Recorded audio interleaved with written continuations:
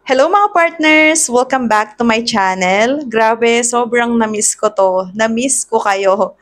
Pero huwag kayong mag-alala kasi magbabalik na tayo. And ngayon, isi-share ko sa inyo yung mga natutunan kong way para kumita tayo dito sa TikTok. So, nag-focus po kasi ako sa TikTok at ngayon, ready na akong i-share sa inyo kung paano tayo kikita ng libre gamit ang ating TikTok account and Facebook account. So, kung gusto nyong kumita ng libre, huwag kayong mag-skip sa ating video.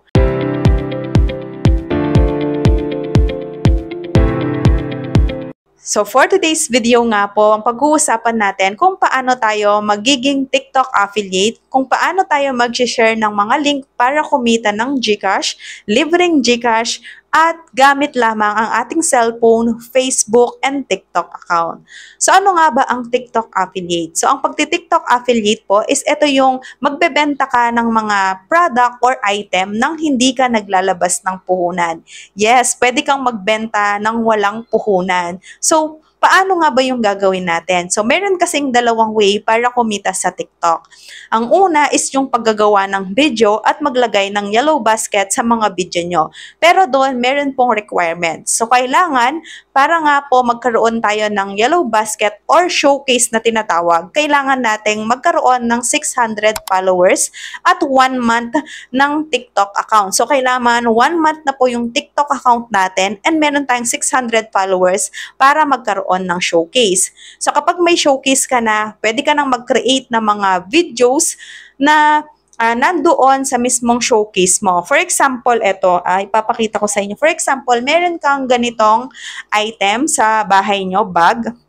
So, i-search nyo siya sa TikTok kung may mga ganitong item. So, once may nakita kayo, i-promote nyo lang, gawan nyo ng video. Pwedeng faceless, pwede rin namang direct selling or yung in-explain mo talaga directly kung ano yung use ng product na to. So, for example, itong bag na to, no, nagawan mo siya ng video. Sa TikTok kasi, pwede kang gumawa ng 30 seconds up to 1 minute. Ayun na yung pinakamahaba kasi mabilis mag-scroll yung mga tao. So, for example, na-explain mo to. So, mag-a-add ka lang ng link ng product na to, which is, I think, ituturo ko yung tutorial ng paglilink ng mga product sa mga susunod nating videos.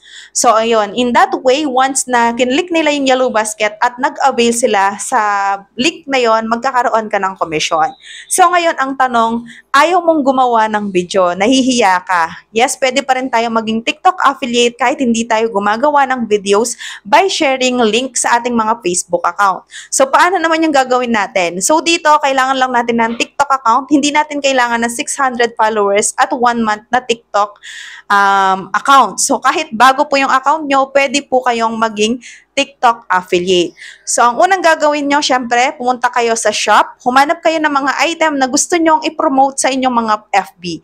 Once nakahanap kayo, i-save nyo lang yung mga photos na nandun. So, ayun po yung naman nito. post mo sa inyong mga Facebook account. So, once nga po nailagay mo na yung mga photos, is i-click mo lang po yung arrow dyan sa taas and then copy link mo lang. Tapos, ayan yung link na ilalagay mo sa Facebook. So, once kinlik yung link na yan at dyan sila bumili, automatically magkakaroon ka po ng commission. Diba? Sobrang basic lang, sobrang dali lang kumita, basta masipag ka. So, dito kailangan araw-araw ka talagang nag-upload ng mga videos or nagpo-post sa inyong mga Facebook. Huwag kayong magmadali kasi hindi po talaga siya instant. Kagaya ko, diba, sobrang tagal kong nawala dito sa YouTube and 6 months akong nag-focus sa TikTok and ngayon pa lang talaga ako kumikita. 3 months pa lang talaga akong kumikita ng 5 digits monthly. So, pwede po tayong kumita ng 4 to 5 digit monthly kapag masipag tayo.